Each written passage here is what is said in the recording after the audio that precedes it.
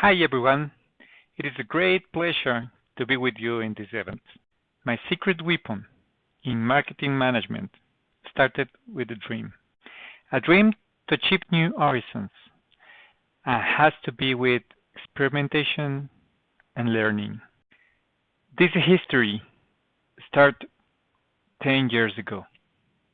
On 2010, I received a proposal to be the new chief marketing officer of an internet service provider. The challenge was to build from the scratch the brand, the market, the product for a fiber optic network. It was very challenging because the internet service market was mature. There was five big internet service providers already in the market, all of them with many years of trajectory and a lot of money for advertisement. On the other hand, we have no brand awareness, almost none budget for advertising. We were unknown, and our service was a premium price starting 60% above of our competitors.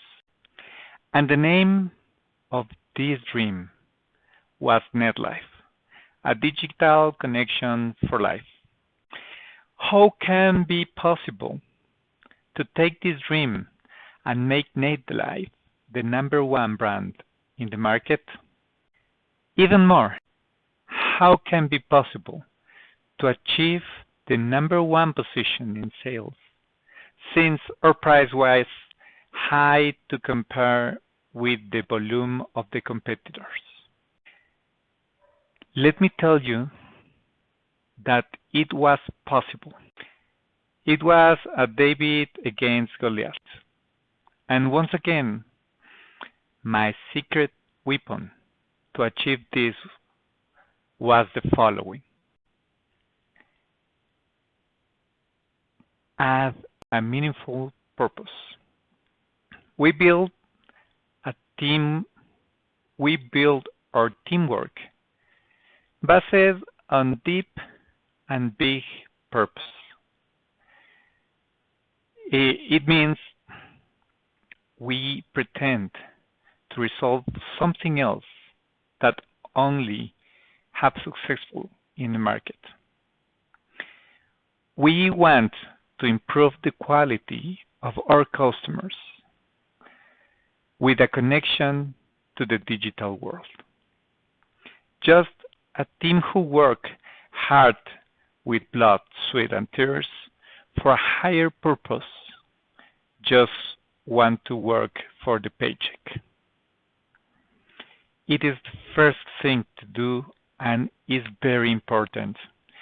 Maybe somebody can think it is not so relevant, but it is, and you have to pay serious attention to that purpose and build it with your team. It will be the difference.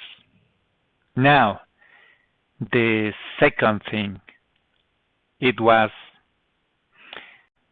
define a long-term competitive advantage. It is not possible to transform anything without a long-term competitive advantage. We started with the purpose, and then we have to define that long-term competitive advantage. In our case, we already had it. It was a fiber optics network. It was the first one in his class in the country. We live in Ecuador, so at 2010, there wasn't any internet service provider offering internet service based on fiber optics network. There was only Cooper cable services, but not a fiber optics network. So we started at the second place with that long-term competitive advantage. It helped us a lot because we started with that network to innovate the category, innovate the marketing, innovate the market, sorry. Then the third thing that we do was thinking that done is better than perfect. Agility, perhaps the fact of build the marketing structure of the company from the scratch help us to build an agile structure. No many processes, no many steps to get things done. As a mantra, I said, done is better than perfect. But also, we learn how to develop a complete market research in only 1 week. You know that a traditional market research takes almost 2 months to bring results. But bringing agility and using digital tools for our researching, we achieve a marketing research results in only 1 week. It helped us a lot because even it was not perfect, it has a big light to the path we have to walk. The next thing that we did was take a great understanding of the consumer and the environment. You know, if you know more of your consumer, his needs, his pains, his desires, it will help you a lot to develop best things, best service, and best value offers. We always test our creativity concepts, our campaigns, our ads with the target. Whether they like it or not was not relevant. Relevant is what the market thinks. Give the power to the market, and they will take you to the right path.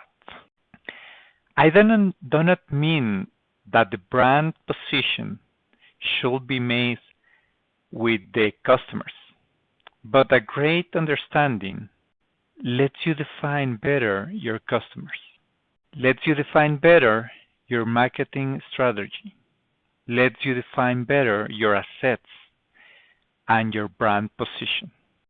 In our case, we assess constantly what our market feels, how it goes, the purchasing power of the consumer, how is the offer and the demand, how is the competitive situation of the competitors, how is the competitive situation of the products, and so on. So we are always understanding, learning, knowing more about our environment and our customers, our consumers. So that is important to do, and it requires agility in order to take the fewer time possible to know that information. The next thing is measuring the impact of the media advertising. That is very important. Since our goal was to get brand awareness, we started to measure cost per mile, setting a standard to buy in every media and cost per sale in online but also in offline media. You know that measure cost per sale in offline media is not so easy, but asking to earn new sales, to earn new customers, what channels do they sow or advertising, it brings us great insights to know what media works good and what kind of media we should cut off. And we have to measure all the time. But also we have to define what is important to measure, what indicators do we have to measure, and we have to get the flexibility to change the indicators when it is necessary. Then the next thing is fulfill the value offer. We give the market just what we offer. I know that it looks a obvious thing, but it's not so obvious and it's not so easy. We have to connect and match perfectly our advertising to what we bring to the customer. Even more, we have to check very well what we bring to the customer in order to bring them over satisfaction, bring them more satisfaction, more than they were expecting. So fulfill the value offer in order to achieve word of mouth is a powerful tool. Once again, the only way to measure this is doing a market research, a very fast, very agile, very flexible marketing and market research. We have built a great set of market studies that keep us receiving critical information about the fulfill of the value offer every time we can and as fast as we can. The next thing we implement every time is never stop experiment and learn. You know, it's like a laboratory. We always think that we are in laboratory, experimenting all the time, checking many things, many variables to changing, and checking what are the results. Also, every check, every change, everything that we do in that experiment, it helps us to learn more about the consumer. It was very important to get things right and get great results. Then let me say something. What people think about innovation is not about future, it's not about technology. It is about thinking different. And thinking different means to be always learning and experimenting. We now are the biggest service provider in the country. Our sales have a huge volume, more than the other service providers. And even our price is 60% above of the competitors' price. We have a lot of customers wanting to come with us because we are giving them a better quality of life in order to achieve our mission, our purpose, even in a crisis situation. So that are my secret weapons. Thank you very much to be with me in this presentation, and see you on the media. Please follow me. Bye.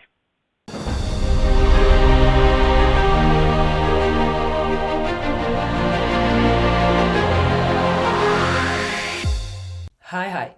My name is Jolien. I'm originally from Belgium, so I do have my accent, but today what you will notice is mainly that I talk about one word a lot, and it's about scaling. Scaling. Scaling up your marketing game, scaling up your business game, scaling up yourself. So, Larry, let's go. Every entrepreneur wishes two things. We hear more time, because if we have more time, we can invest it in our company. We can invest in our friends and our families and, our partner. Because we want to do so much. But at the same time, we also want to have the money. Because if we have the money, then we can invest it in Google Ads. We can invest it in marketing operations. So we can make our business successful. So overall, balancing time and money, it is so crucial. Because if not, it will go to waste. And that is what we all want. And how can we do this? Simple word, think you know it. Scaling. Scaling is the ability to exponentially grow your marketing business, yourself, without being hampered. And I already start seeing, it's great, you can from zero to hero, it's great, and I want to do it. But at a lot of time, you're also thinking, probably I will have to do much more for the same budget. The expectations will be much higher. So you already started freaking out because you're already thinking, if you scale too fast, will I not dilute your brand? If, you add more people into your team, will they still, give the same consistency that your customers and, the awareness that your customers are used to it? If you add more new system in place, will you still focus on the right priorities? So a lot of questions are going here in your voice, like scaling is great, but it is also a challenge. And it is a challenge, for sure. But I must say, congratulations. Why? You made it. The first step is having that mindset, that scalar mindset, I call it. It's a scalar, but also an entrepreneur at the same time. And it's having that growth mindset, understanding what scaling is, what it entails, what the benefits are, but also what the challenges can be. So, check. First one is already completed. And first, before we go further, I just want to be sure about the definitions. Because growing is one thing. And growing is, for instance, we are now Q3, Q4, and we got a revenue. We got 50K in revenue. But then at the same time in Q2, we had to hire a new marketing person, 60K, So it leverages each other up, definitely in the beginning. Scaling is where, for instance, you invest 5K in a marketing automation tool, and it will get you revenue of 50K. So you see, you go from 1 to 10 to 100 more easily versus growing.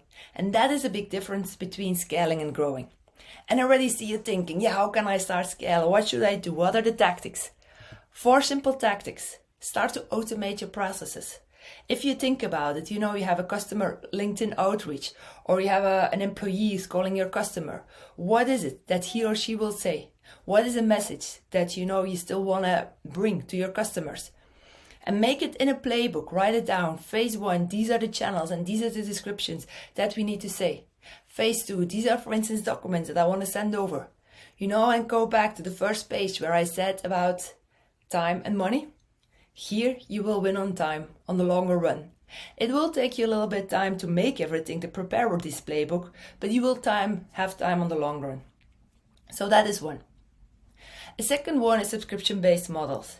If you have every month, every quarter, every year, a kind of, income, you can already spend it. So it's having that money that you have in the bank and immediately you can spend it. The third one is diversify income streams. If you think about it, you have a product or a service. What are the add-ons? Can you add, for instance, a maintenance service? Can you add a branding extra feature to it? Can you add, there's so many add-ons, you can just think about it. So how can you really diversify your income stream? And, it will generate more revenue. And then the last one is customer retention. High customer retention rate is so important. I think everybody knows the 80-20 rules. 20% of your customers will do 80% of your revenue. And they will win on time because they will have, they will do word of mouth. They are your raving fans. They are your customers you can rely on, and they will do the work for themselves. And then you will also win on money because the transaction costs will be much higher because they believe in your product. So start to think about these tactics. Here are just 4, but there are many more. Think about it. How can they win on my time and on my money? If not of the two, don't consider as a tactic. And of course, everything that you do, measure it. If you cannot measure it, you cannot improve it, once Peter Drucker said. And it is so true. Because, for instance, you can say to a guy, to a lady, an employee, you need to call an SDR, you need to make schedule a call, 1 in a day. It means 1 a day, it means 5 a week, it means 20 a month, it means 240 meetings a year. If you have 3 or 4 people like that, you have quite a lot of meeting schedules. And if your conversion rate is then as well 10%, you can do a pretty good job. So think about these things. And of course, I already hear you thinking, yeah, but it's quantity and not quality. Then make that in place. Put a marketing manager in place. And then, you start to think about, he or she is responsible for the number of leads, the dollar amount that is generated in inbound leads or from these callings. So start thinking about it. How can you track everything and measure it on a weekly basis? And you already start thinking, I want to do it. Yeah, it's easy. When does it start to scale? Don't do it immediately. Think first. Because very simple is this, a business model exists out 3 parts. You have the startup part, where you really start thinking about your product marketing fit. Is my product or my service, is it allowed? Is it, accepted by the market? And then if so, you go to a scaling phase. And after your scaling phase, either, an exit strategy, or you do a takeover, or somebody buys you, or you're just happy, you just grow a little bit further. All fine. But right now, here we are focusing on that scaling part. And that scaling part is important if you have, if you have the capability to start scaling. And also, is your company capable to handle this growth? If you have the capacity, and you're also capable to start growing, then keep on, thinking further. You might be in a good direction to get, a sense of when it's a good start to start scaling. And think about as well these questions, my employees are saying, I have too much work. And it's sustainable workload you want to give them. Also, the leads are coming in. It's not 10 any month. It's not 20 a month anymore. It's 40, it's 50. It is start to scale. Your goals are overachieved easily. And also your income streams are, is really stable. It is not like 1 month you have here from 0 and then the other month is a lot and then you go down again. But you really understand all these things. It is opportunities you get. People are wanting to have your product or your service. Your demand is there. And you don't want to do too fast because you want to still focus on your quality and your consistency and you don't want to dilute your brands. But at the same time, you need to start thinking, how can you scale up right now your game? Because what you're doing, your product or service, is really working. And if you then have that, then think about it. Take a step back and think about it. What is your marketing plan? Where should I go? Who do I want to be in the next month, the next year? In the next, I would not say 3 years because you need to be adjustable, agile, because the market is so, volatile. But what is it? What is the budget you have? And where do you want to put it in which kind of bucket? Think about it. Do you have the right technology and processes in place? Do you have this automated playbook? Do you have, processes in place that you can automate? Your email marketing, every week, every month you're sending emails, you have these automations in place. Technology and connectivity is so important because it's such an important factor here in your equation. People, if you want to buy something, immediately, you need to have that platform to immediately have that payment in there. So make sure you have that. KPIs, everything you do, make sure it is tracked. And then, of course, make sure you have your scalers team. You have your scalers mindset. Being that scaler, but also being that entrepreneur. Roll up your sleeve, just do it. And everyone has the same mindset. And if you have that, you're a good success already. You're very good. And just one thing, 70% of all the startups fail. The reason? Premature scaling. They think they have it. They think, I have a product market fit that is working. But then, when you start scaling, they do on one hand a lot of marketing, advertising, a lot of demand is coming. But on the other side of the angle, they cannot deliver their products It's too late. Customers are unhappy. A lot of customers, are asking, the product is not good, the service is not working. So just make sure your product marketing is okay and is working. And this is what Kotler is here for. The 4 P's: price, place, promotion, product. And then I think you also have promotion and personal. So these things, it has to be in place. Understand these things before you move on. If you have these, and if you feel, you have to start, you have really opportunity going on, then start with my 4 S's. And that is my secret. My 4 S's. It's not Kotler, but it's just the 4 S's. And it's having that scalar's team, that scalar's mindset, the desire to start scaling, to understand it as well. It's having that scalable strategy. If where do you want to go? What is my budget? And if it doesn't work out immediately, within 3 months, the market is different, the customers are demanding something different, make sure you are scalable to change, adaptable to change. What is your system and your processes in place? Can you scale them? Can you make, the right fit and the focus on them? Can you automate as much as possible without diluting your brand? And then, of course, success panel. Have a dashboard. Track everything that you're doing. Understand what is working and what is not working. And I think as Kotler also have one. I have one extra. And it's a very, very simple one. And it has a very simple one. It's for free. It's a smile. If you love what you're doing, then you have so much work in your job. Smile. Be that scalar that smiles. Roll up your sleeve. Just do it. But have a good time. Enjoy. Appreciate your people. Appreciate the things that you are doing. Have fun. So, last thing for me to say. Time to scale. Let me know if you have questions. I'm happy to answer them. Have a great one. Thank you so much.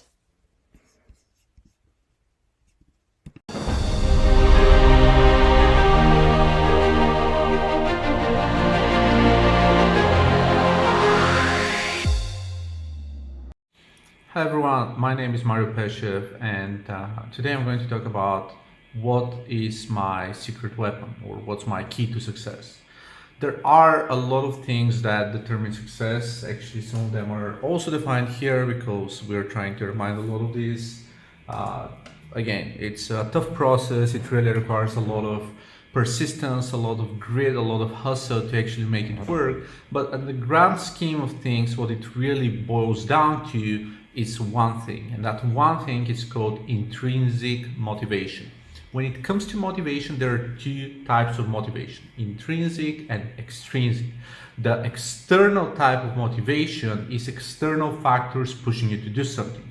Your coach really pushing you through the last 2 reps at the gym, or finances that you just need to achieve something else, or again, a deadline that's just pressuring you to do something because there's no other way around it. These are the types of motivators that are not really sustainable, even though you can maintain them over a continuous period of time, but all of them are actually leading to something else you need, which may additionally be leading to something else you need. Intrinsic motivation, on the other hand, is what really drives your value system. So building a value map around that before actually figuring out what success is what really matters to me the most. That's what I'm looking for while doing interviews. That's what I'm looking for in my management team. Essentially, this is kind of what it boils down to. Why? Because figuring out your intrinsic motivation, or if you haven't figured it out yet, spending the time to define the key pillars of success for you, the value map that drives you forward, is by far the most powerful thing I've discovered that really helps me push forward. Because intrinsic motivation in itself is determining the reason one would be pushing forward in good and bad, and especially in bad during tough times, whenever something's really not going according to plan, whenever there's a pandemic, whenever there's something else. Again, it's really easy. Everyone's happy. Everything is running according to plan. When things are good, there's capital in the company, work's going fine, and so forth. But people really are put to a test when it comes to dealing with unbearable circumstances, when it comes to struggling and overtiming and working hard and dealing a lot and spending tons and tons of extra hours over a continuous period of time. Again, at the beginning, every startup, every relationship, everything is rainbows and unicorns. Everything looks great. The question is, what would make you quit? And on the contrary, what would make you stick forever, right? Understanding intrinsic motivation is by far the most important question to what would drive you forward and whether you're determined enough to aim towards success. I have several questions that I keep asking myself in order to verify or validate my intrinsic motivation. The first one is, what is the reason I started? When it comes to starting my business, the question is, what is the reason this company was started in the first place? This really drives me back to the old days of working for my last two employers and some of the management styles they had. So I said, well, I wasn't really comfortable with fixed business hours because this was not really I was passionate about, simply because we were actually working in different time zones with our clients. I wasn't really passionate into building in any type of technical stack because this really doesn't allow us to specialize and become the best at what we do. I wasn't really passionate about building moderately simple projects and reinventing the wheel every time with enterprise stack, even though that's not needed. There are a lot of other specific and more global or generic reasons that made me do what I did and made me start several companies over the past 12 years. But essentially, the main thing that brought me here is the main reason I keep pushing forward. And there are different ways to play around that. In certain cases, what drove you forward may need to evolve, may need to grow into something else, which is totally fine. This is why you can recalibrate your value map from time to time, and there's nothing wrong with it. You just need to understand, and whenever you're struggling, whenever you're suffering, just go back and say, okay, why am I doing this, right? And when you figure out what was the reason to start at, and when you recognize yourself for what you've achieved to date, that really makes a difference. Imagine you want to lose 20 or 30 or 40 pounds or kilograms, right? Even if you lose a third of it, instead of giving up, remember when you started, how you started, and the progress since. Without the initiative, you wouldn't have started and you wouldn't have achieved what you've achieved, even if it's not the complete picture, even if it's not the full plan of what you imagined to do. Second thing that I'm asking myself is, what do I want to innovate in? Am I making enough innovation in terms of what I care about? Because one of the main things that drives me forward is learning. I often refer to myself as a learnaholic. I love learning new things. And that's kind of one of the things that drives a lot of entrepreneurs as well. Because being a founder, being a senior executive means that you're responsible for a lot of people. You need to possess great management skills and leadership and negotiations. You need to understand marketing and sales. You need to understand how technology works. You deal with accounting and legal. You have to employ leadership best practices. So you're always learning every single day. You're always stepping up. You're always poaching different problems into different industries. So learning is what really drives me forward. Because if I was not doing what I'm doing, I wouldn't be learning as much. If I wasn't working as hard as the way I'm working, I wouldn't be learning that fast. This is part of my intrinsic motivation. Every time I go back and do a time travel to a year back in time and figure out what I knew or what I did back then, I say, okay, it was worth it. If I go back 5 years in time or 10 years in time and remember what I've done back then, it was worth it. And I would rather move faster and deal with harder challenges simultaneously than just going with the flow in a corporate way, slowly but steadily, and learning just a couple of things over the course of a year. This is part of my intrinsic motivation. This may be different for yours, but again, what drives you forward is what you really care about. I'm not really thrilled about just millions of dollars, or just growing unicorn business or anything along those lines. That's just not my thing. But I have a lot of friends who are, and I really appreciate the way they perceive things. They do have a value map that's driven around money, and money are easier to quantify. So they just say, I need to make that much by this year, or I need to invest in this, or like in 3 years I'm going to buy this building and I'm going to start an apartment suite, or anything along those lines. So it's a different way to use your intrinsic motivation for financial standpoint. I have a lot of people who are passionate about charity, so they want to support this charity and they need money for that. And they say, I'm going to be an HR director at a large company if they offer me an opportunity to support this charity as much as possible and influence everyone else. People have different motivating factors. Some of those factors come through tragic stories of losing a loved one and deciding to commit your time into supporting an endeavor or charity, a clinic, or anything in order to stop others from falling into that specific scenario. So understanding, once again, your intrinsic motivation is extremely important to find out how to push forward, and everything you undertake, whether you're going to keep dealing with this continuously when things get rough. The other question that I ask myself is, what difference does it make? Because I don't want to deal with yet another vendor for doing something. And it's really tricky with businesses that are a commodity, or businesses that just exist in loads and loads and loads of them. And since my agency also represents one of the tens of thousands of agencies out there dealing with a similar type of thing, we've pushed really hard to be a top 20 vendor in the space continuously for the past 4 years. And this really makes us be among the top 0.1% of vendors in the market. So in terms of commodity, what difference does it make? Means that our quality, our attention to detail, our results are a lot better. And by a lot, I mean better than 99.9% of everyone else in the market. We bridge the gap between the enterprise space and the small business by providing enterprise grade results at a lower cost for businesses that couldn't afford the enterprise results. So these are the specific factors that determine the USP, that determine the KPIs, that determine what really makes you successful and what really drives the business forward. If you always want to be excited about what you're doing, you need to keep your questions handy nearby and ask them every time you hit the rock bottom.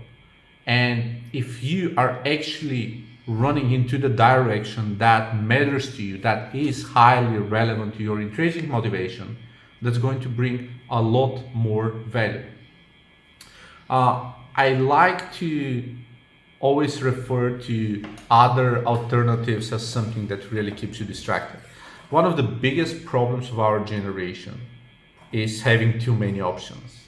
And as funny as it may sound, and I'm definitely not voting about communism as the grand ruler of the universe or anything, but the more options you have, the harder it is to choose.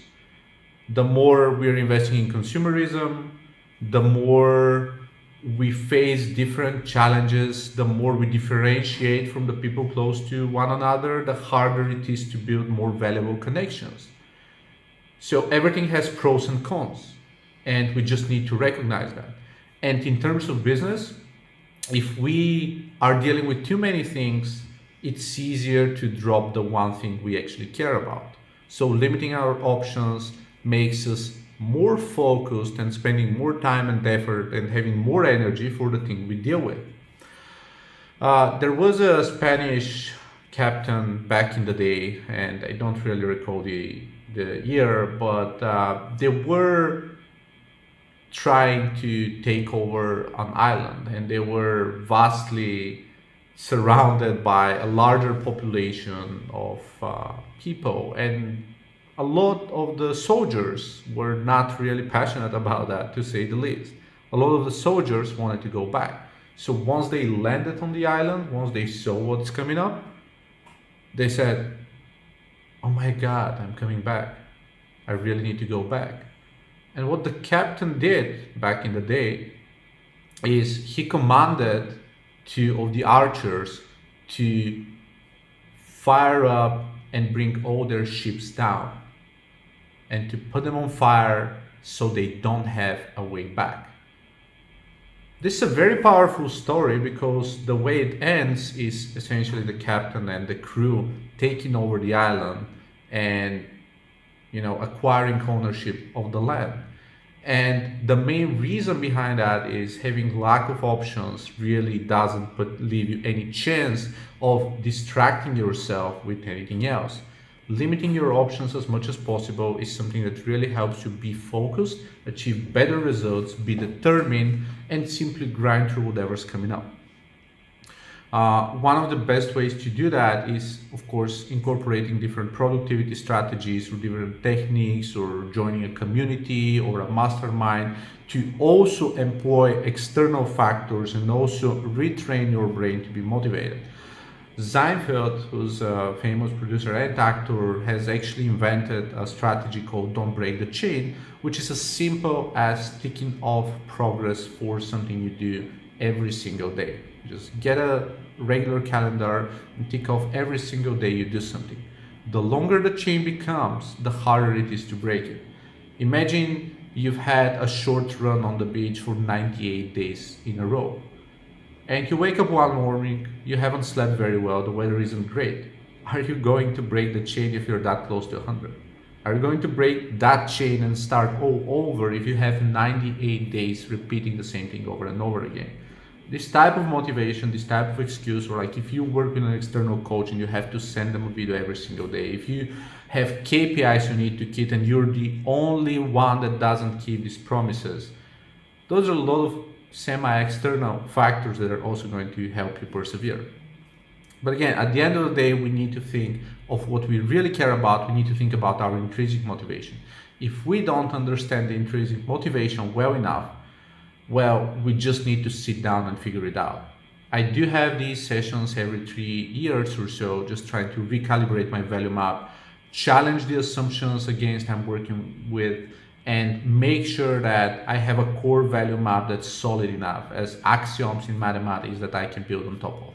So if you aren't there yet, spend the time yourself and make sure you understand your intrinsic motivation. If what you're doing builds on top of the intrinsic motivation, then great. The odds of dropping it are really small and you can push through almost anything.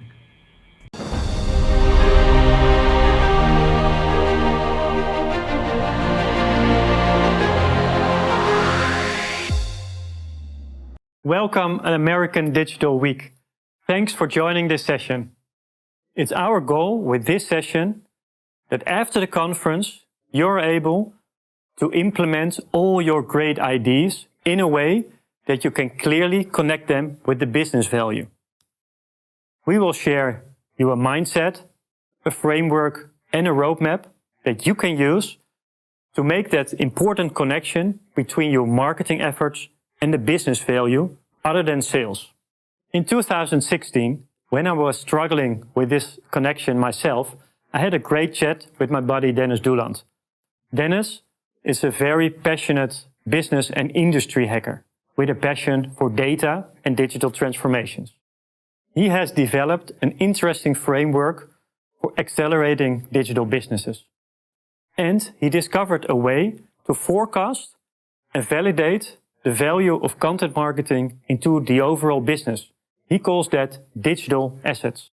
Hey, Dan. Hey, Michiel. Thanks for being here at the American Digital Week and joining me in this presentation. Yeah, well, thank you for having me at the American Digital Week. So, Dennis, with the what you discovered during the IDT time, you created your own framework. And, we had in 2016, we spoke about that. And what for me was very interesting is that you connected content marketing to real business value. Can you please explain how that exactly works?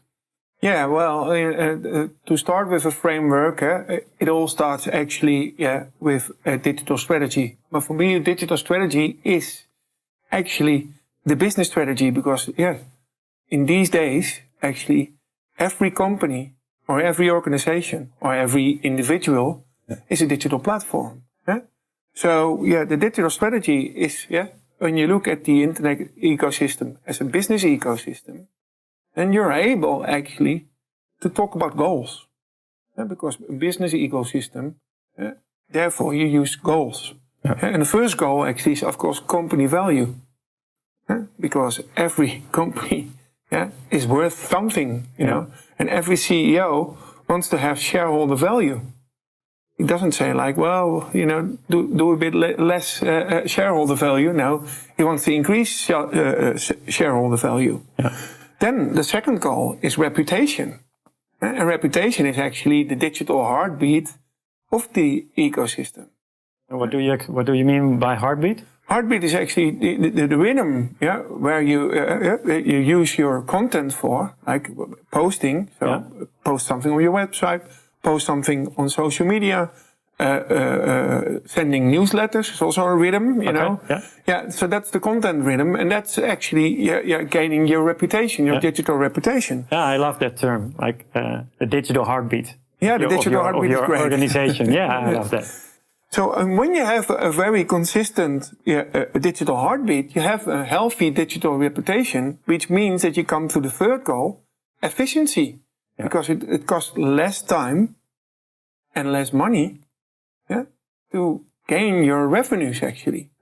So the third goal we steer on is like efficiency, marketing efficiency or communication efficiency. Is that also like sales and service efficiency, like content we also use for education for clients, for example, which limits the time that the service desk is working on it.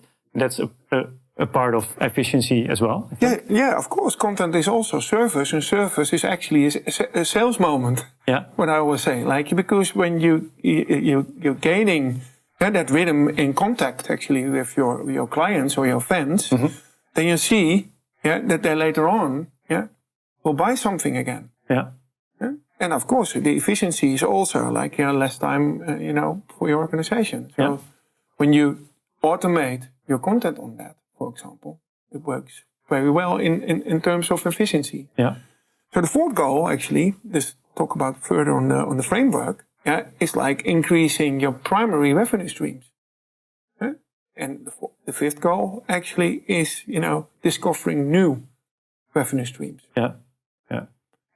Towards content marketing, it's about reputation and marketing efficiency. Because the digital heartbeat is the one which leads to, efficiency, leads to sales. So for content marketers, we have now 5 different metrics, business metrics, instead of just one, because the challenge we have is to have that conversation with the CEO about what extra sales does it generate. And now we can talk about efficiency, digital reputation, and ultimately the business value as well. Yeah, because it's related now to those goals. And of course to the metrics then. Which in CEO understands. So content marketing, entrance, the C-level or C-suite. So we become parts of the business. Correct. Business partners. Yeah, correct. Content marketing becomes business. Okay, so Dennis, so you told us that for content marketeers, the digital reputation is the most important key metric to start with, right? Yeah, correct. Dus back to the Business Acceleration Framework. It's the second goal within the Business Acceleration Framework. But the framework is nothing without a motor, without an engine. And you created the engine. Yeah, that's true. That's true. Let's have a look at the content impact model. That's the model I created for this. And it contains of 9 building blocks. And all those 9 building blocks are connected. And let's start with the first one. The first one is the fundamentals of an organization. It's the why. It's their bigger purpose, the real reason to exist for a company, or if it's a personality, for the personality. And that's like his higher purpose and his main direction, what he wants to achieve, and also what kind of legacy he wants to create. The second is the how. So if you have your direction, how to get there, what is needed for an organization to get to the higher purpose. It can be the staff, the people, culture, systems, everything which needed to get that direction. So it's still not the product, but it's the whole philosophy of the culture and the organization. And the third block is the what. That's quite easy. That's the products, the services, the offering to your audience. But you have to create the product propositions in a way it's aligned with the how and, of course, the bigger purpose. And for some people, maybe this sounds familiar because it is the fundament is also the golden circle that Simon Sinek developed. Oh yeah, that abstract model actually. Yeah, that very abstract model, and I think it's a very interesting one as a fundament of the organization. But to me, for content marketing, we needed some more. So I put some extra layers on top of that model. Yeah, I see that. Yeah. Yeah. And the first layer is the who. Because if you have your product and your services, you have to offer it to someone. That's your audience. When we have discussions with clients, they find this a very hard part because they are scared to make decisions here, to narrow their target group. But from experience, it's so important to really pick a niche and to make the niche as small as possible, because then you have a very clear message to them instead of just a general message if you have your target audience way too wide. So that's the fourth building block. And then it comes a little bit more detailed, because if you have your audience and you have your product, you come to the customer journey, which we call the fan journey, because we like that term more than just customer journey, because it's not just customers, it should become fans, right? Mm-hmm. And the fan journey starts with being a stranger. They don't know your company, or they don't know your product. Then they start to be curious. And when they're curious, you try to have them interested. They're interested. You want to have them convinced to start being your client. Then they come in the client phase. And then, of course, we try to transform clients into real ambassadors of the company. And if you have that fan journey, the next layer, the next building block, is that you have to tell your story. It's not content, it's not distribution channels, it's just the story you want to tell that matches that fan journey. And in the first phase, it's more on inspiring, having an inspiring story that people think, hey, that's nice. Could be dependent on the company, another starting point, but mostly it needs to trigger somewhere. Then the next step, if people become curious, you tell story which can be a little bit more informational. Then if they're a step further, more in the interested people, it becomes more educational probably. And if they're very convinced or almost convinced to start have a relationship with you as a company, it should be more in validation of the story. And if they're a client, you should help them with activating being client or experiencing being client. And as they're an ambassador, there's another story as well. It's more transformational, could be. So that's the fifth step. Then from the story, you have to tell it somehow. So then you come to the content building block. Because with content, we tell a story, right? Correct. And it's all the same with the 6 different phases. So in the stranger phase, you use different content. And in the curious, the interested, convinced, it could be all different content types, different concepts, like video, audio, text, but all different content themes you can use there. Then the next part is the 8th building block. That's the distribution channels. And funny enough, that's where most people start their whole They start with we need to do something with Facebook, or we need to do something with Instagram, or TikTok is a new stuff. We need to do something there, or a newsletter. Or a newsletter. Or an Exactly. app. Exactly. That's most of the times the starting point, but it should be the 8 step in the whole structure. It should be aligned, because if you start with the clear positioning in the middle with a clear niche audience, it's much easier to make a decision about your distribution channels, because you know this niche audience is using this distribution channels. And then you can make that correlation. And then the last part is one of you. Already seeing the measurement and adjusting on all those parts. Because if you have, for example, if you are Lego and you want to have a certain number of new buyers, and you attract them from the digital, then you have that number on in the 5th stage, right? Yeah. But if you know all the conversions from 4 to 5, 3 to 4, then you know... In all the stages, you mean? In all the stages, then you know on the first stage how many people you need to be visible for. Because from that number of people, they make a conversion to the website, maybe from the website to a newsletter or other channels, and then at the end it converts and then converts at the end to a client.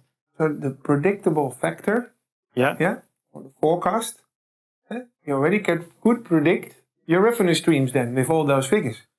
Exactly. Yeah. And that means that you're going to align to value, to company value. Yeah. Yeah. Because we already told that in the beginning of this session. Yeah. Yeah. And that's why digital reputation is so important to start with as a content marketer. Because from here, you have all the digital reputation metrics. But with doing that very good, it converts to business, but it also converts to efficiency, right? Because if you play this game very well, then you can play it very efficient as well. Because less time, less money. Less time, less money. Because in all the different stages, you can optimize. You can optimize the conversions. You can add content for different audiences. For example, your client audience. If you put in that 5th phase all the content needed for a client, then they don't need to pick up the phone or send emails to your service desk. And they can help themselves. Nice. And that means actually, that we align content marketing, to company value. Yeah. And that means, you have created a chain of events. Yeah. And you make companies more valuable through content marketing. Exactly. So with these 9 building blocks, you build the whole fundament of your content strategy, your content marketing connected to the business value. Means actually for me, like business acceleration framework with the 5 goals and objectives. Yeah. Which leads to business value or value. Yeah. We take on the motor or the engine, as they say. Yeah. And the engine is running those 5 goals and objectives. That leads to company value. Yeah, exactly. There you go. Great. Content marketing creates, more valuable companies. Well, this was it for today, this session. Thanks so much for joining us in this presentation. And of course, Dennis, thank you for joining me. And we both wish you an incredible acceleration in growth on your digital business value. Have a great conference. Enjoy and see you next time. Bye-bye.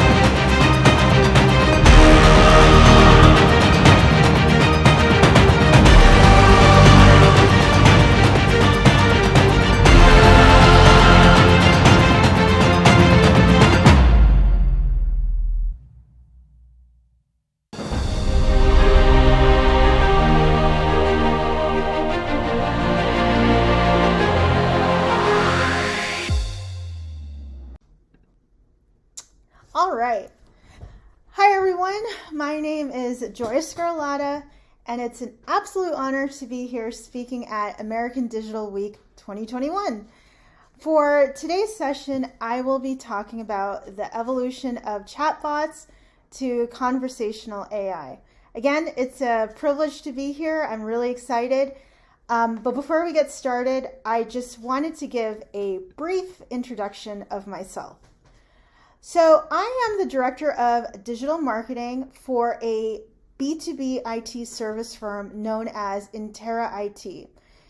The company is based out of San Jose, California, but I myself am based out of Maryland, so I'm on the East Coast. And I view myself as an AI enthusiast. So actually, the interest originated from me wanting to learn more about chatbots and its evolution. And eventually this interest branched out into me wanting to learn more about AI as a whole. More specifically, how it's impacting different industries across the board. So I have written and I continue to write about this. And I've given talks in the past specifically on AI and how it's impacting marketing. So I would love to connect with you all on LinkedIn. Do not hesitate to reach out to me. You can find me under Joya Scarlata. So if you have any questions or you just want to talk about chatbots or anything AI, or just anything, please feel free to reach out. I would love to hear from you all. So for my presentation today, I will be covering the following points. How companies, or more specifically, how different industries are utilizing chatbots for their benefit. Of course, I'll talk briefly about marketing too. Secondly, how chatbots are evolving into conversational AI, and then finally I'll wrap the presentation on a discussion of conversational AI a little bit more in depth, what it is, and what are some trends that we should be looking out for. So before we really get into the nitty-gritty, I wanted to briefly cover the basics of chatbots. What are they? Well, in the most simplest form, or the simplest explanation that I can provide. A chatbot is essentially an AI software that simulates a conversation with a person. So you might be aware that almost all of us interact with some form of a chatbot almost every day, whether it's through a website or through a mobile or messaging app. And a lot of chatbots today, a lot of the more advanced chatbots, if you've noticed that you're interacting with a chatbot and the conversation seems almost natural or almost human-like, it's because these type of chatbots are leveraging what is known as natural language processing, or NLP. And NLP, in a nutshell, is a subset of AI where technology is processing and acting upon human language inputs. So why even consider, and one more thing, while it's interesting that chatbots actually have been around for quite some time. In fact, the earliest chatbot is known as Eliza, and it was developed back in 1966 by MIT. Now, the benefits of chatbots for both customers and organizations alike are numerous. So for customers, chatbots provide customer support, customer care almost instantly, around-the-clock support, and it provides instant communication or instant answers to any questions that you may have. In addition, a lot of the more advanced chatbots can also converse with people in numerous languages, so that's really convenient. For companies that are implementing or considering implementing chatbots, it provides for increased customer interaction. So it provides a means for your target audience or for your prospects to really interact with your brand. In addition, chatbots can also allow for increased cost savings or even increased sales. So what is the concept behind chatbots? How do they really work? Now, due to time constraints, I'm not going to go into the technical details. I just want to make it as simple to understand as possible. So firstly, it's important to understand that there are different types of chatbots. So let me just categorize it into two. One is a rule-based chatbot, which essentially is where it's programmed with really predefined rules. So they are a bit limited on what they can and cannot do. Secondly, the second type of chatbot is an AI-based chatbot. Now, what makes it different from a rule-based chatbot is that they are powered by ML algorithms. And so as it interacts with users, it continues to improve in accuracy. It continues to provide more accurate answers. Now, chatbots essentially work by various classification methods, such as pattern matching, algorithms, and artificial neural networks. So pattern matching is essentially when a bot classifies the text and in return produces a response for the user. So it can be a basic question such as, who is the President of the United States? So a chatbot will respond to anything related to this associated pattern, and anything beyond this, the chatbot will not be able to respond.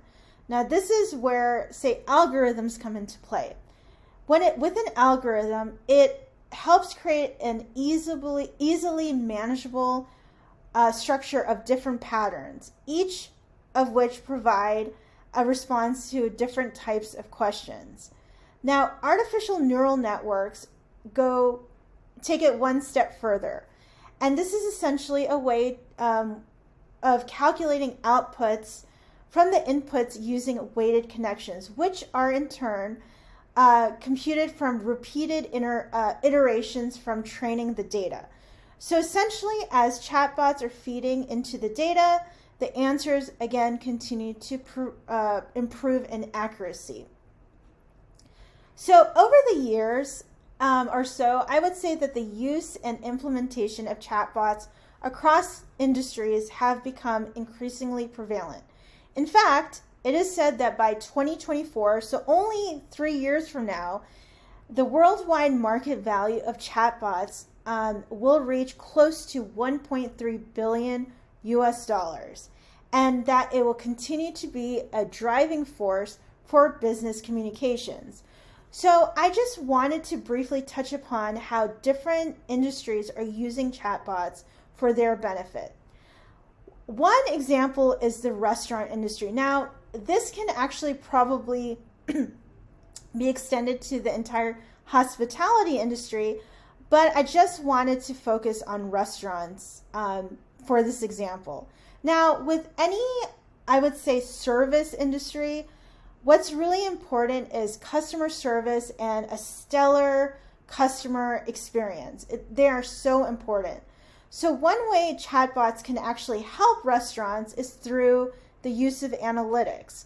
Now, by gathering sales and customer behavior data, restaurants can use this information to, say, push very specific or personalized marketing campaigns and provide personalized dining experiences for their customers.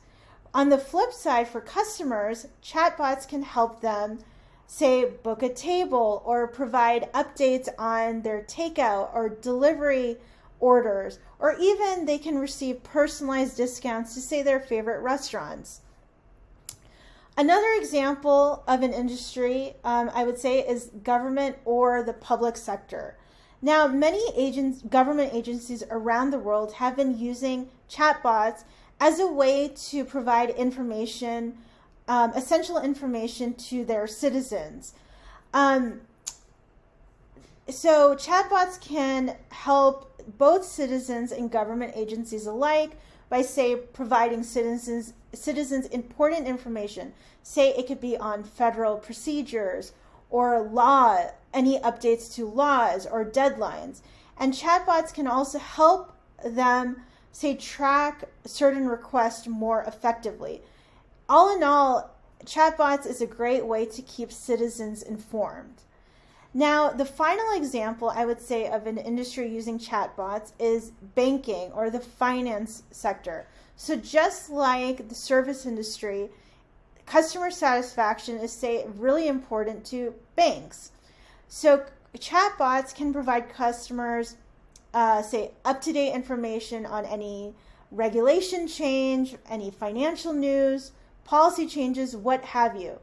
And for banks, chatbots can, again, provide analytics or provide relevant information on marketing or sales data or customer personas, where banks in turn can use this information to push, say, relevant marketing campaigns. Now, for marketing, I just wanted to touch upon this. Chatbots also provide a number of advantages that go beyond customer support. And this is what is known as, or what I'm talking about as, chatbot marketing. So what is chatbot marketing? Well, essentially it's a technique or a method using, obviously, chatbots to interact with prospects or customers via either an app or your website for the purposes of generating sales. So the beauty of chatbot marketing is that customers can engage with prospects or potential customers or leads at any time. They can engage with website visitors. Chatbots can introduce products or services, or even qualify leads. And if they have a really good lead, they can pass this on to sales. So in essence, there's a lot of potential for chatbot marketing. Now, as mentioned before, the concept of chatbots have been around for quite some time and have undergone a number of iterations. So when you look at this journey that chatbots have gone through, you can't help but be amazed at its evolution. And now it's really getting to a point that when you're interacting with a chatbot of today, it's really hard to differentiate whether you're talking to an actual person or, say, to an AI-powered chatbot. And also, when you look at the business environment, the environment around us, what we're seeing now is that customers are demanding a more personalized, a more interactive, and real-time experiences. So this, in turn, is, forcing customers or companies across different industries to start embracing various AI and machine learning technologies.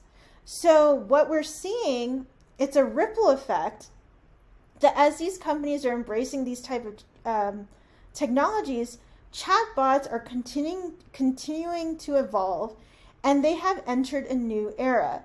That is one that is an AI world. So what we are witnessing really is that these linear rule-based chatbots that I mentioned before are turning into an AI-based one. A lot of these chatbots are involving and utilizing conversational AI. So if you have been following the AI space, you probably have heard this term or you've heard it being thrown around. So what exactly does it mean? So at a 10,000 foot level, conversational AI is a type of AI that allows for real-time, human-like conversations between a program and a human. Now, so like I said in this slide, it's basically using advanced technologies such as natural language processing, natural language understanding to input processes and respond in a human or natural way. And it's also important to recognize that not all chatbots that we interact with are using conversational AI. But this is a very exciting space to look at. In fact, it is predicted that by 2025, the global market space for conversational AI is expected to grow to 13.9 billion. So it's pretty exciting stuff. Now, what are some trends that we should be looking out for conversational AI? Now, I know that I have mentioned the importance of personalization a few times, but I would say that this is a really key trend to be looking out for. With enhanced personalization, this is how customers, your target audience, this is how we are kept engaged. Whether it's in marketing or it's in sales or it's, say, in the restaurant industry. So by applying, say, sentiment analysis, these chatbots, these type of chatbots are becoming smarter. They're able to, say, detect emotion or intent in your speech, and which in turn they're learning, and they're being able to deliver a more accurate response. So this is really exciting stuff. Another trend that we should be looking out for is no code. So chatbots in the past, they took a lot of time to program, a lot of manual testing came into play, and eventually chatbot development, it is predicted, will turn more into a no-code approach, which again will allow for more meaningful experiences for users.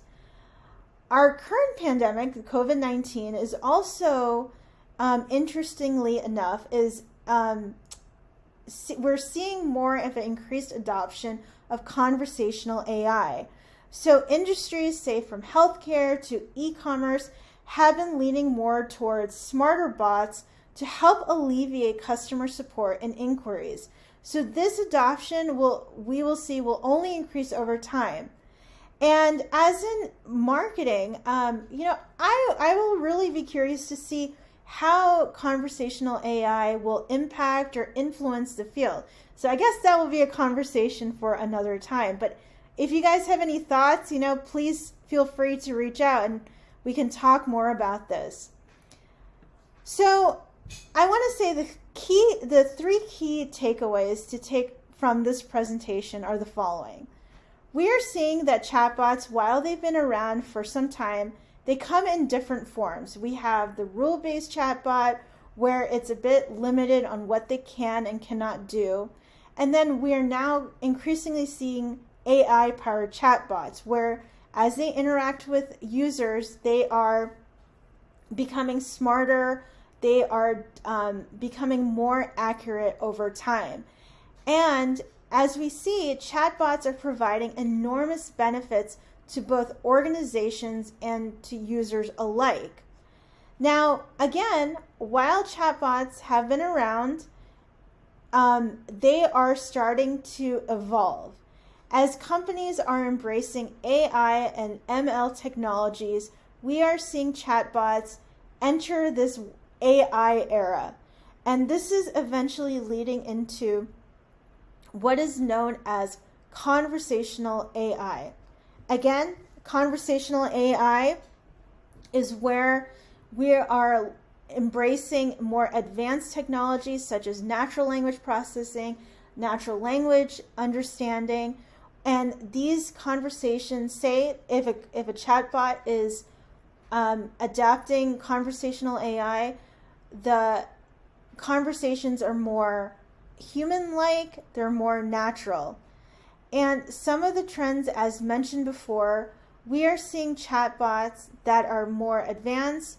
They're going to be able to deliver more personalized, more interactive, and more real-time customer experiences or customer support. So it's a very exciting time. And as mentioned before, as these chatbots are becoming more advanced, they are requiring a little bit less coding, and it looks like we're going to be heading to a more no-code approach. And like I mentioned before, I will really be interested to see how these chatbots, if any, will help evolve or impact different industries, especially marketing. So I'm really, really curious about that. Again, I want to thank you for your time. It's an absolute honor. This is my passion, and I really hope that you've learned a lot. about chatbots and how it's evolving, and it continues to evolve. Again, thank you for your time, and don't hesitate to reach out. Thank you.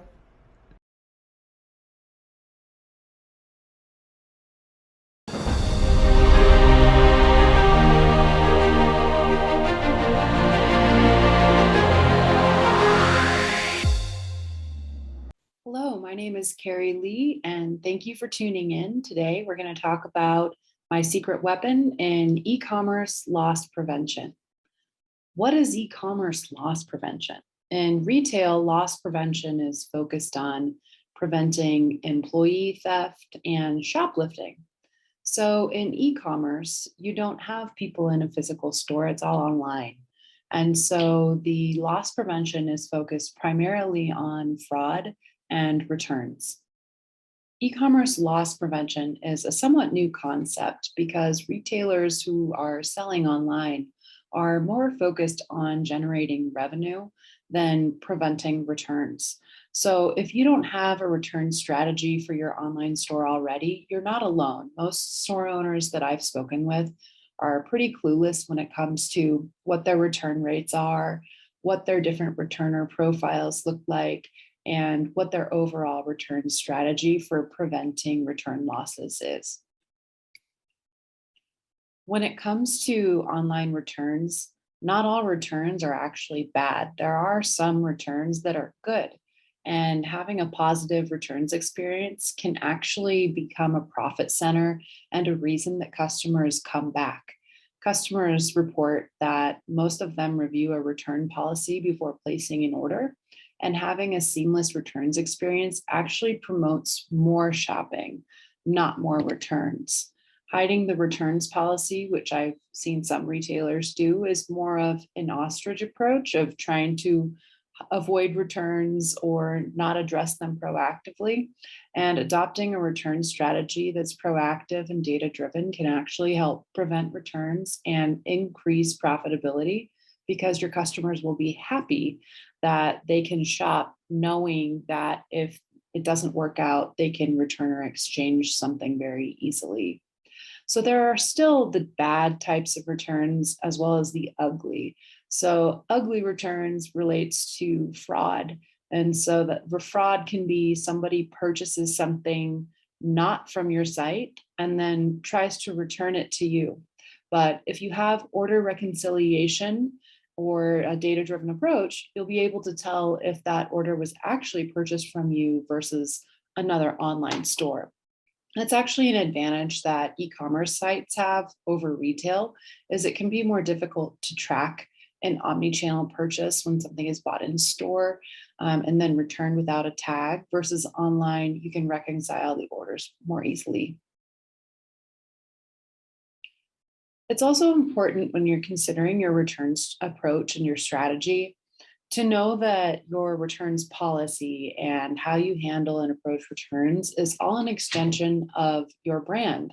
What do you want your ethos to be? What do you want your customers to experience when something isn't quite right? It's actually an opportunity for you to help customers with when something isn't right. That will stick with them more so than just the general experience of shopping on your site. And then timing wise, now is a really great time to implement a return strategy, because after the holidays, that's the highest time of the year for an influx in returns. So most online retailers are very busy planning for shopping holidays like Black Friday, Cyber Monday, and other holidays and end of year when individuals and companies are doing a lot of gift giving. So it's great that you see this increase in revenue, but you'd be remiss not to plan for the potential loss that's related to the influx in sales and the influx in gifting.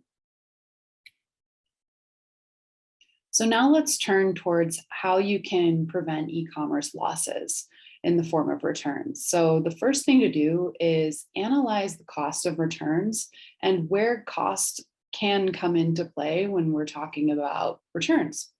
First of all, when somebody wants to request a return, how is that request fielded? there's a good chance that you have a customer service agent who's perhaps paid hourly to field those inbound inquiries. And so the time spent handling returns is a cost, it's an overhead cost to your business. Forward logistics is just a fancy way of explaining shipping your item to your customer. And then reverse logistics explains shipping the item back to you when it's returned. Another cost to your business is wastage from returns. And so wastage essentially is when products are damaged or they come back in a condition that they can't be resold, refurbished, upcycled, etc. And that's just lost revenue, as well as materials cost and inventory. And then your return rate and your revenue loss are also metrics to look at. And then the cost of preventable returns is a more abstract concept, but an important concept nonetheless, because if you could be implementing a return strategy that prevents returns, you're leaving money on the table. So the cost of preventable returns is essentially your opportunity cost for not having a good return strategy in place. So the next step to preventing e-commerce losses is to understand the different shopper profiles of who's returning. So some customers may be first-time customers and they're returning. In that case, you have to think, well, how can I make this experience so good that they're willing to shop again? Or is there an incentive or an exchange that I can offer this customer? So instead of losing them in the long term, I'm actually keeping them and showing them that the experience is a great shopping experience, even when things don't go well. There are also customers who are repeat customers and they have a very high volume of returns, but that's because they buy a bunch of stuff, try it on at home, and then decide to send some of it back. And so even though you may see those customers as a pain, if you look at the numbers, customers who buy a lot and return a lot, you may see are some of your best customers. So again, what incentives can you offer those customers knowing that they're going to return a certain percentage of what they buy? On the other hand, there are types of returners who are either fraudulent or bad returners. So these are the types of returners who maybe they buy a high-end item and then post a photo on social media to show how cool they are and then return it, or generally using something and return it. Someone I spoke with the other day was talking about how flexible Costco's return policy is and how some people will go out and buy the really big screen TVs for the Super Bowl and then return those TVs, which me personally, that seems pretty risky and also unethical. But nevertheless, there are fraudulent returners. And so if you see that that sort of behavior is live in your online store, then you can look into, well, how do I prevent this? Can I put in my return policy only certain types of products can be returned, open box versus in packaging unopened? There are a lot of strategic decisions to make, but you can only make those informed decisions once you've done the research to understand what are the different types of customers and how they're returning, what their behavior is. Similar to that, you'll want to look at the reasons that things are coming back. So for an apparel brand, the most common reason for returns is a size or fit issue, because you can't go into the dressing room and try something on, you're just eyeballing it online. So if you see a lot of returns that are coming back for this reason, which is again common for apparel, maybe a certain SKU that's coming back a high volume of the time, you can look at that sizing chart, you can add photos, you can add a comment that customers report that this item runs small, for example. So collecting and analyzing that data on an ongoing basis is going to help you prevent returns. Quality issues are another reason for return, and that could be damage and defects that occur in production. It could also be during shipping. If you're a drop shipper or you have vendor agreements and you see that items are coming back a certain percent of the time for damage and defect, You can either contact a carrier or contact your partner and say, hey, we have an agreement that damage and defect rate is 5%, and I see that this is coming back at 8. And again, that's another way that you can recoup some of those losses. And then you can also fix quality issues if you're also the manufacturer. Fulfillment errors, meaning they ordered one thing and the person in the warehouse or whoever's managing your order fulfillment sent them the wrong thing. Unwanted gifts, this is another case, especially with the holidays coming up, where you buy somebody a thoughtful gift and they don't want it. So their choices are to re-gift or to return. Another thing to look out for is a product description mismatch. So this could be the color looks a certain way on the website versus when it arrived. And digging deeper into why these mismatches and the returned items are coming back can help you then update that product description to prevent those returns and the losses from coming in the future. Change of heart is a difficult one to prevent because you can't read people's minds, unfortunately, but you can look at the data, and if it could be drilled down to the customer level where you can see this person's order history in the past, and perhaps you would have been able to predict that they wouldn't like that particular item based on the pattern of their purchasing behavior. That sort of thing might be difficult to track manually, but there are certainly software and tech around using AI and machine learning that might help you do that. That's more of an advanced level thing. Finding a better price, unfortunately, there's a lot of data out there, and it's possible that customers will request a return because they found it cheaper somewhere else. Again, that's up to you whether you allow returns for various reasons, but these are just things to consider when you're crafting your return policy of what are the different reasons for return. And again, we already talked about fraudulent returns and wardrobing, which fraudulent returns you definitely want to avoid at all costs, as well as wardrobing if all of the items are coming back. But wardrobing can actually be a positive experience if you're allowing people to buy a lot of things with the understanding that they keep a lot of things. So when it comes to crafting your return policy, we talked about a lot of the issues to look at before crafting it. But one important one is to understand what the laws are in your jurisdiction. So some countries and some areas require that you offer at least 14 days, no matter what, to take something back. So you should definitely understand what the laws are so that you're not breaking the law. A typical return window is 30 days, but think about what your customers might want. The current trends are to offer extended return windows, and some trial at home programs are becoming popular. Part of that is because the pandemic had a great impact on supply chain and things were just delayed, but also customers are wanting more time to make up their mind. And it's also common for brands to decide to implement a separate return strategy and policy for the holidays when you've got a lot of gifting and people are busy with family and wrapping up the end of the year, may not be able to get to the store in time or ship their items back. So that's a pretty common thing, is to offer an extended window during the holidays. We talked about the types of return, and in your policy, you should try to clearly outline what is allowed. Can I return it if it's beyond the window? Maybe you can make exceptions and give them a partial credit. Is there a restocking fee? Does it need to be new? What happens if it's damaged or there's some sort of defect or I have the wrong item? Do you want a photo? Do they send that by email, or can they upload it via returns portal? How does that work? Return logistics we talked about in the return costs, and that can be, how do I print out my shipping label to return this? Or is there a card packaged in my shipment that I can just put it on a box and send it back? Does it have to be in original packaging? Who's going to pay for the shipping costs?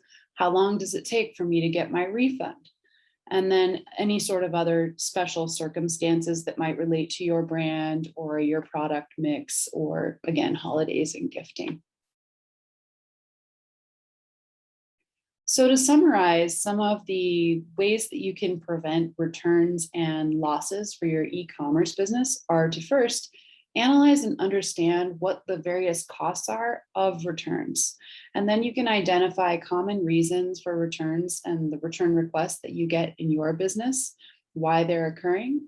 And then understanding within your customer base, what are the different types of return profiles? Who are my best returners and who are my worst returners? How can I improve the experience and improve profitability from my best customers? And how can I deter fraudulent and bad returners? And once you've assessed all these different data points, how do you create a return policy that clearly outlines the process with customers in mind? Because again, the return policy is part of your brand and part of the brand experience. And if you're interested in long-term customer value, having a seamless, easy, transparent return policy is very important. And then from a strategic standpoint for your business, also considering what the typical costs are, budget those so that you can offer a good returns experience without worrying how much it's going to impact your bottom line. So budgeting, and then also having a system in place that you can collect your returns data, understand your return rate, and monitor and adjust your return policies accordingly. Thank you so much for spending these 15 minutes with me. I really appreciate your time and would be happy to answer any questions that you have.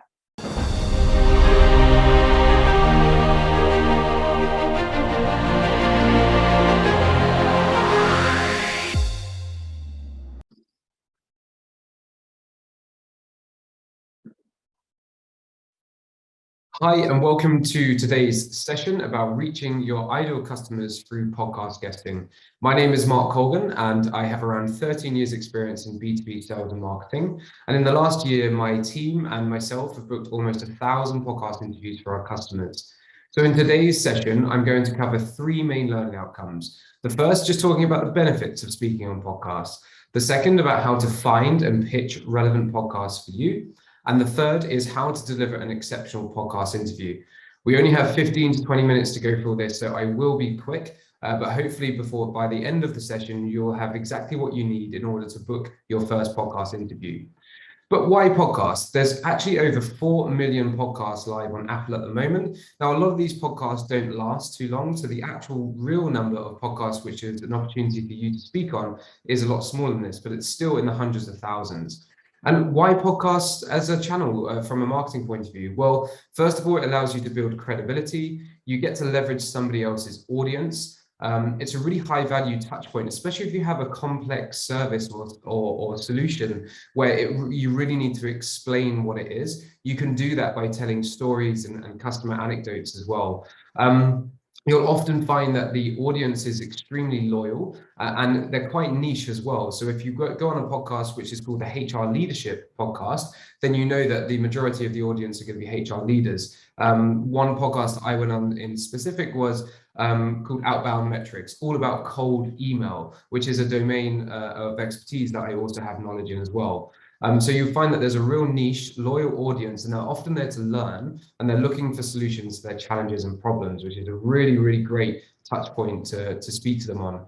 It's great for SEO. A lot of the podcasts have show notes and they link back to your website. It also creates a ton of content for you to repurpose as well. So you can turn one podcast interview into many different pieces of content. I'll share a little bit more about that later in this session. And also it gives you the opportunity to build real credibility. You're speaking on somebody else's show where they've invited you on it. So it's third-party social proof, a little bit like the popular review sites like G2 Crowd and Capterra. Speaking on other people's podcasts means that it's not you making up stuff about how great you are. You're just on there telling your story, talking about your experience, talking about the challenges that you help customers overcome and the outcomes that they get, and you're able to leverage that other person's audience. So there's 3 main options when it comes to podcasts. You can advertise on podcasts, you can speak on podcasts, and also you can host your own. For the interest of time, I'm only going to be talking about speaking. However, this is one that I believe is the best strategy for people because it requires the least amount of time and it has the biggest potential return on investment. All you essentially need to do once you've done the initial work to research, outreach, and turn up for the interview is just talk for 30, 45 minutes. And then the rest is done for you in the sense that the podcast host will share the link when it goes live to the episode and share that with their community. So when it comes to thinking about speaking on podcasts, the main thing that I could really summarize in one slide is to think of this equation. You've got your audience plus your topics times your competitors and influencers equal your ideal podcast that you want to reach out to. So when it comes to the audience, what you need to think about is who do you want to be speaking to? If you're standing up on a stage at an industry conference, who are the people in the room that you want to be talking to? When it comes to your topics, we often suggest finding 3 to 4 topics that you can discuss and sharing that as potential options for the podcast host. When you're thinking of your topics, a lot of people say to us that they're not sure what they can talk about, but really what's obvious to you is often amazing to other people.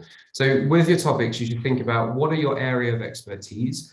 What are the common questions that you get asked by customers or prospects? And what controversial opinions do you have? Now, when I say controversial, I'm not talking about politics, religion, race, or anything like that. I'm talking more about industry-specific opinions. For me, one of my controversial opinions is I don't believe there should be forms that gate content on your website. And especially if you have case studies, you should not hide that behind a form. You should allow your prospects to read and consume that information. And if they're ready to reach out to you, they will. That's just an example of a controversial topic for me. When we're talking about times your competitors or influencers, there are likely going to be many people that speak to the same audience as you. So it's a good idea to have a look to see what podcasts they've been on before, and also have a look at what podcasts your competitors have been on as well, and try and get on those shows too. What you can do, and the reason why we say this is the hypothesis, is that if they've done their due diligence and done their research, they may have identified that these are good podcasts for you to reach out to. When you're thinking about the goal of speaking on podcasts, it really is a brand building campaign. It's a PR campaign. Whilst you can generate leads and generate sales from speaking on podcasts, it's a long-term play. So you do need to go in it with the right mindset and objectives. Does size matter? Is a question I get asked quite often. When it comes to podcast audiences, I believe the answer is it depends. Really, podcasts are all about relevancy. You want to make sure that you are speaking to podcasts where your ideal audience is already listening to. If that means that there's only 400 listeners, but they're 400 extremely qualified prospects for you, it's still a good use of your time. You can't compare this to paid ads, to other sort of lead generation strategies. This is a brand building campaign, so focus on the relevancy above all else.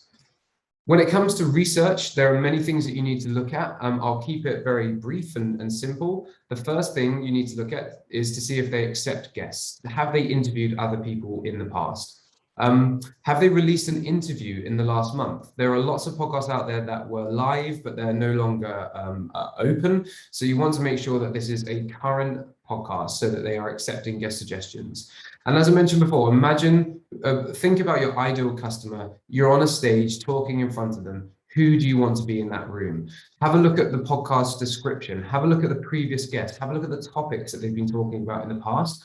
And this will help you determine whether it's the right podcast for you and whether the host is going to be interested in speaking to you as well. There are a number of tools out there. You can simply Google search. You can look at the Spotify apps or Apple or Google Podcasts. But there are podcast-specific websites that you can check out. One of them is called matchmaker.fm. The other one is listennotes.com. Both have free versions, so you can go on there, maybe secure your first interview through them, and then decide whether it's something that you want to pay for. I personally believe it's worth the investment. And also, when you are on the podcast databases like Matchmaker or Listen Notes, then you may want to type in your competitor's name or some industry influencers to see which podcasts they've been on recently.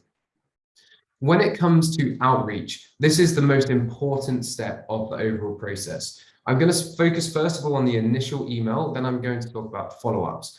With the initial email, you need to detach yourself from the outcome. Of course, you're emailing so you can get interviewed on their podcast, but really the purpose of that first email is just to get a reply from the host. You want to make sure that you highly customize that email and reach out to the host explaining why you believe that you have something relevant to talk about that their audience would be interested in.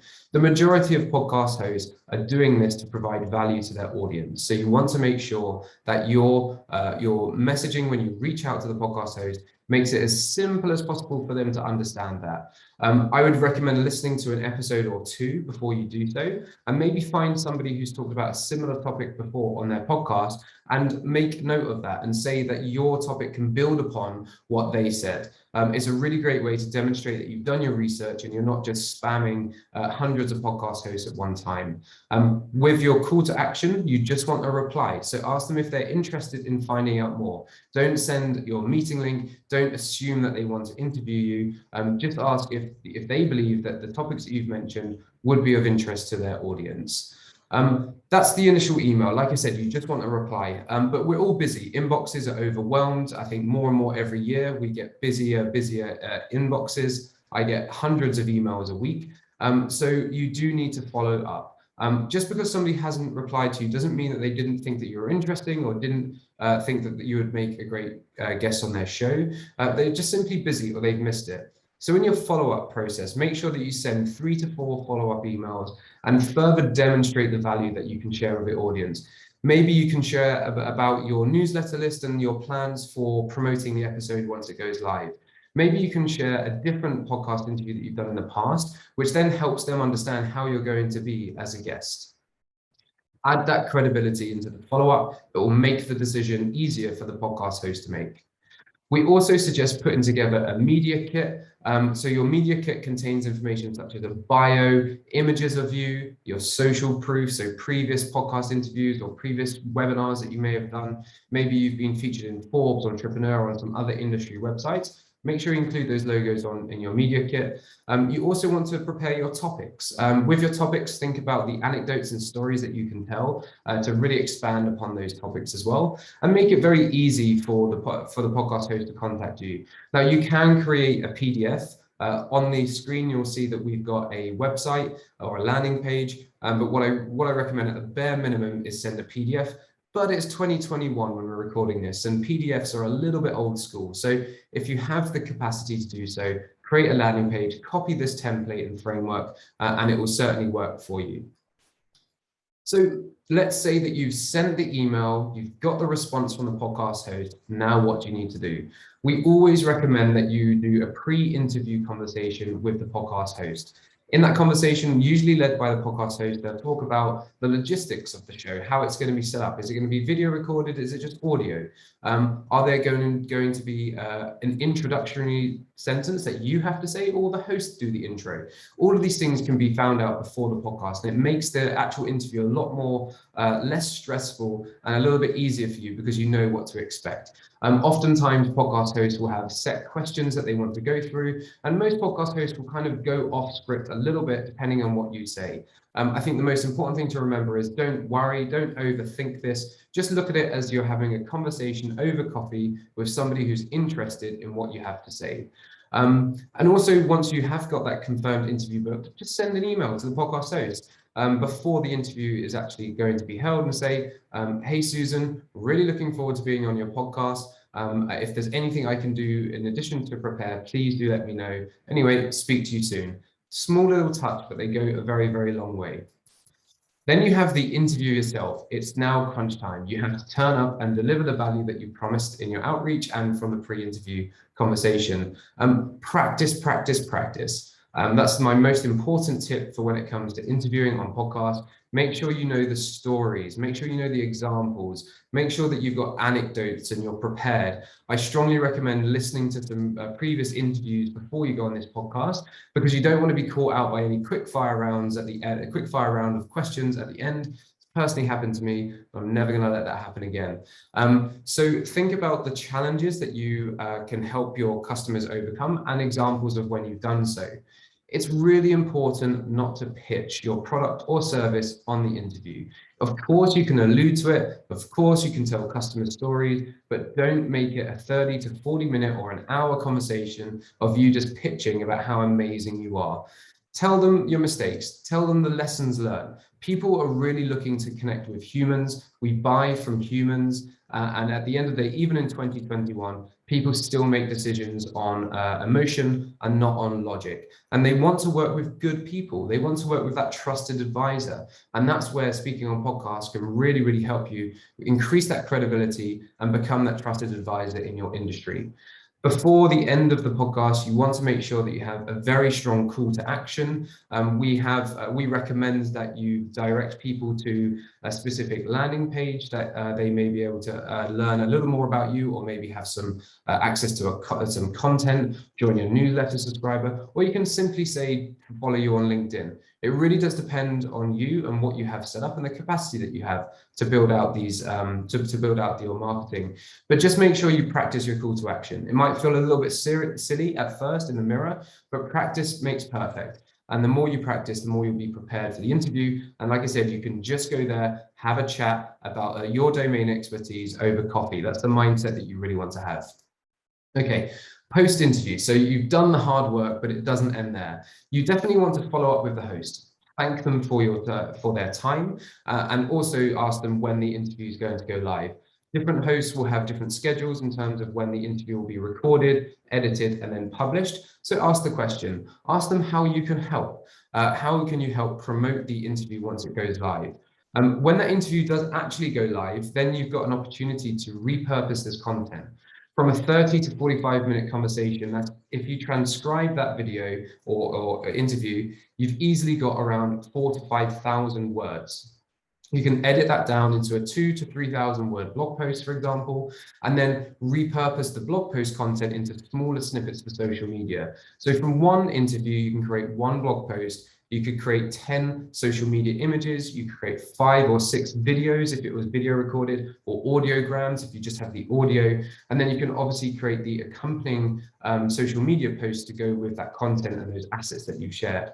Other things that you can do with this content is you can put it into your email newsletter and send it to your prospects or your customers. You can use it in your pipeline, so you can have a sales team. You can give them the content to share with prospects in their pipeline. We've even got customers who run paid ads to the interviews that they've been on, especially on the more notable shows, or the shows that they've really found that they had some great chemistry with a podcast host and it was a great conversation. But don't forget to distribute that content. And if you are creating these assets, share it back with the podcast host. There are many ways that you can continue the relationship with the podcast host, and that's just one idea. When it comes to tracking conversions, a lot of people ask me about this. And I have to be honest with you, you're not going to be able to track 100% of the conversions from your podcast interviews. Some people listen to podcasts as they're driving, as they're running, maybe even as they're showering or cooking or walking. They're not always going to be in front of a computer. So you're not going to get 100% of the tracking of an attribution point of view. However, there are a couple of ways from a qualitative point of view and a quantitative. So from a qualitative point of view, you can ask people when you speak to them, or when your sales team speaks to them, how did they hear about you? And they may mention that they heard you on a podcast. So you can have those conversations with people, or if you've got forms on your website, make sure that you have a how did you hear about us, and it has a podcast option, so you can start to see the benefits of speaking on podcasts.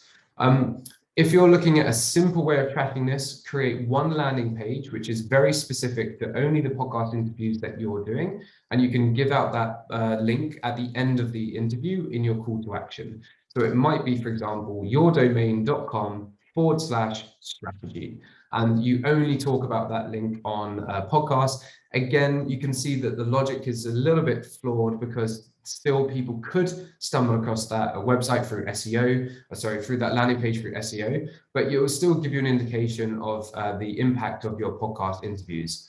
From an advanced point of view, you could set up individual landing pages for each interview that you record. So for example, it could be yourdomain.com/the B2B marketing show. And that's where you direct people to. And then therefore you can see how many visitors your page gets after that interview goes live.